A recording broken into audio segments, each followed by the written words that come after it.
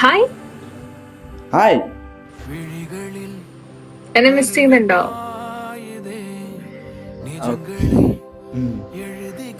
எவ்வளோ எவ்வளோ நல்லா சொல்ல தெரியாதுடி, ஆனா மிஸ் பண்றேன்.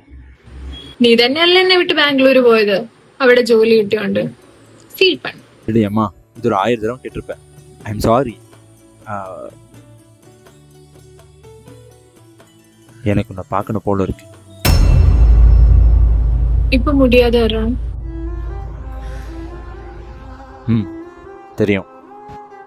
இப்ப நான் இன்னொருத்தம் பொண்டாட்டி. அதை சொல்லாத ப்ளீஸ். ஆமாம், நான் வேலை கட்சி செட்டில் ஆகணும் தான் பெங்களூருக்கு வந்தேன். இப்போ வந்து 3 வருஷம் ஆச்சு அண்ட் சொன்ன மாதிரி செட்டிலும் ஆகிட்டேன். ஆனால் அதனால் என்ன யூஸ்?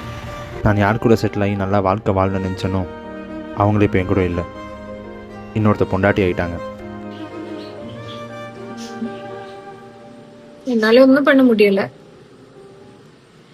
എത്ര ദിവസം ഞാൻ നിനക്ക് വേണ്ടി കാത്തിരുന്നു. അച്ഛനാണെ സമ്മതിച്ചില്ല. അവസാനം ഫോഴ്സ് ചെയ്ത് അവരെന്റെ കല്യാണം നടത്തി.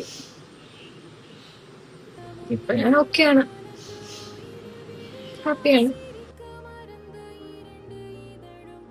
എനിക്കൊരു ഗിൽറ്റ് ഫീലിംഗ് ഉണ്ട്. നീ ഹാപ്പി ആയിരിക്കണം. പോയി വേറൊരു നല്ല പെങ്കുച്ചിനെ കണ്ടുപിടിച്ച് കല്യാണം കഴിക്കാൻ. നിനക്കൊരാളുണ്ടാവും. എന്നെ മറന്ന് നീ അവളോടൊപ്പം ഹാപ്പി ആയിട്ട് ജീവിക്കണം. നമ്മുടെ സ്റ്റോറി എനിക്ക് കല്യാണമായ അന്ന് തന്നെ അവസാനിച്ചതാ. I'm trying to move on, but I couldn't.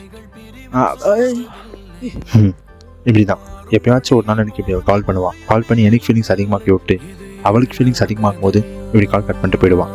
என் வாழ்க்கையில் ஒரு எழுதா கதை.